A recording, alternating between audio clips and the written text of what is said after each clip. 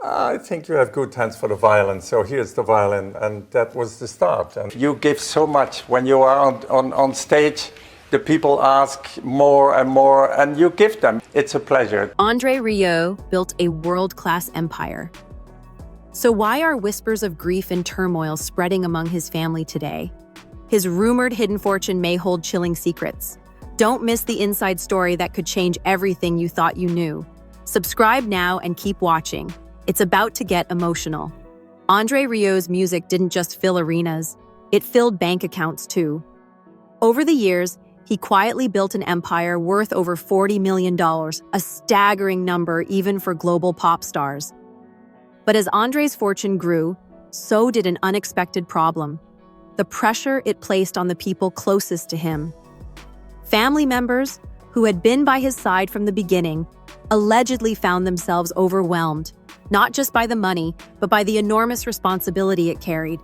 The glittering empire they helped build was now something fragile, something that could shatter with a single misstep. What many fans don't realize is that behind the dazzling gowns, soaring violins, and magical waltzes, the weight of maintaining André's dream brought a new kind of worry. No, but it's true. And I mean, of course, we worked together. I always had a dream when I... Rumors suggest the fortune they once celebrated had become a burden no one fully prepared for. So, how did a man who devoted his life to joy and music leave behind something that made his family emotional? Stay with us, because the real story behind André's fortune is more complicated and more human than anyone could have imagined. Long before the world tours and fairy tale castles, André was just a boy in Maastricht, growing up in a crowded home filled with music, but not much warmth. His father, a strict conductor, demanded perfection, and love was rare. It didn't take long for André to realize he wanted something different, a life where music was about joy, not pressure. I know that a lot of people believe, whatever, because... He picked up the violin at 5 and within weeks was playing pieces beautifully. But success didn't come overnight. In the early years, André played small gigs, weddings, restaurants, anywhere people would listen.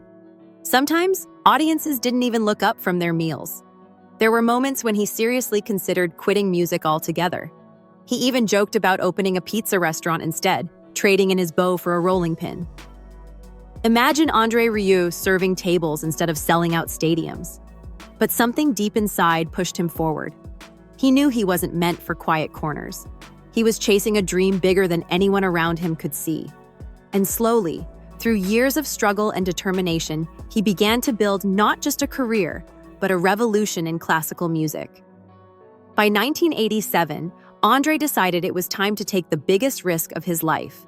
My grandkids, and I have my big family traveling the world together. And some of whom... He founded the Johann Strauss Orchestra, not a small formal group, but a lively, colorful celebration of music designed to get audiences on their feet. It was a gamble that could either make him a legend or leave him with nothing. André's bold spirit didn't stop there. In 2008, he embarked on a project so grand, it almost destroyed him. He recreated Vienna's famous Schönbrunn Palace for his concerts, building an enormous stage complete with fountains, gold carriages, and real ice rinks. The cost? Over $30 million. The pressure was crushing. The financial strain nearly wiped out decades of hard work overnight. Bank managers sat him down to discuss what assets could be sold to settle debts. For a moment, it looked like André's dream had finally outgrown reality. But he didn't quit. Through relentless touring and careful rebuilding, he pulled himself back from the edge. He never worked with me together, and he never said, "You play beautifully," no. And instead of being remembered for his failure, André became a symbol of resilience, someone who dared to dream bigger than anyone thought possible, even when the risks were staggering. Behind André's glittering success was something even stronger: his family. His wife, Marjorie, wasn't just his partner at home. She was a creative powerhouse behind the scenes. She designed costumes, scripted concert narratives, and helped shape the magic fans fell in love with. Their younger son, Pierre, also stepped into the spotlight, but not with a violin. As vice president of André Rieu Productions, Pierre took on the heavy task of keeping the enormous operation running smoothly. Together, they transformed André's passion into a thriving family business, one that felt more like a dynasty than just a company. But building a family empire comes with its own challenges. Every dazzling show, every sold-out concert came with pressure that weighed heavily on their shoulders. I'm born in Maastricht, I live in Maastricht, and I'm going to die in Maastricht.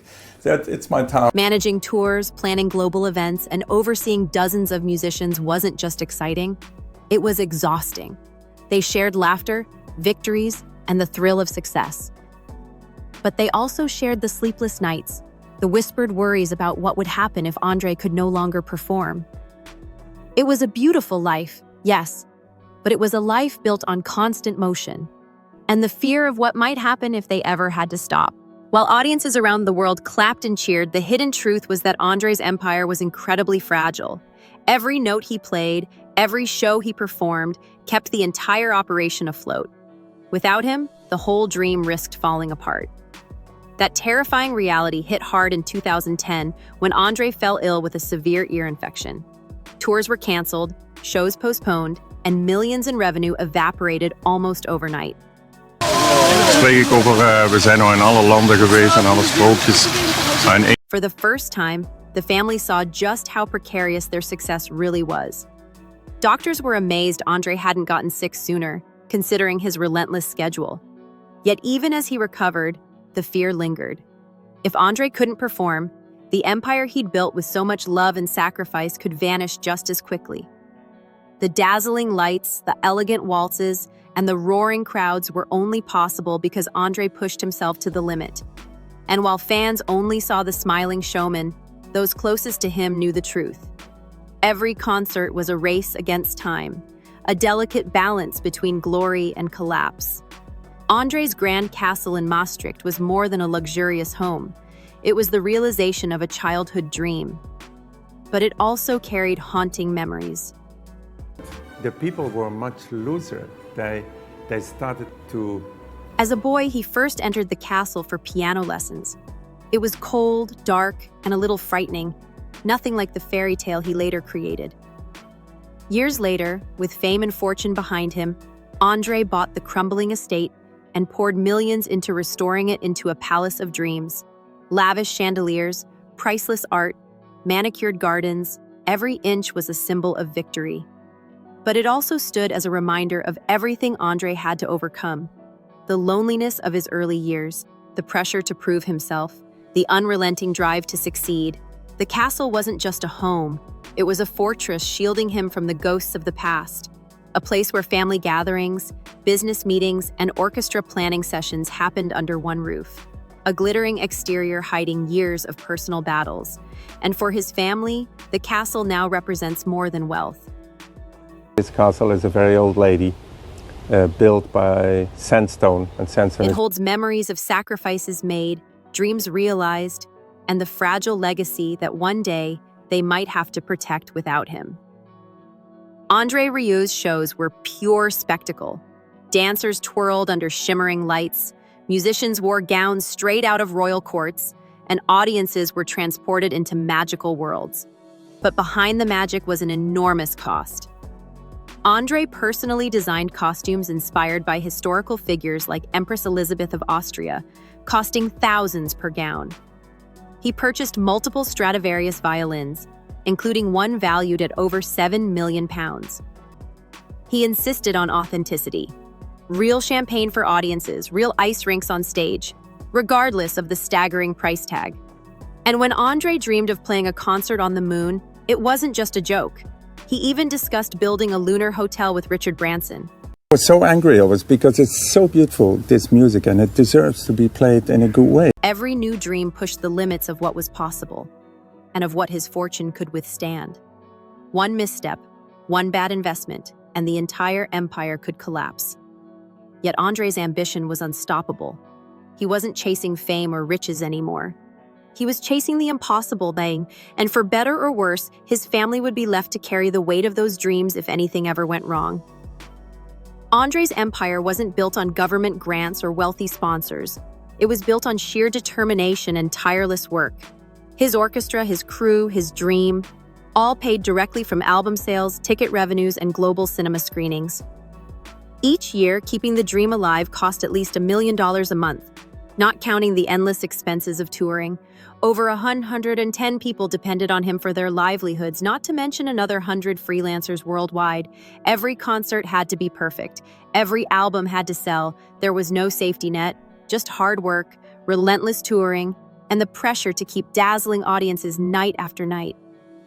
André's family stood strong beside him, but rumors suggest they sometimes wondered, what happens when the music stops?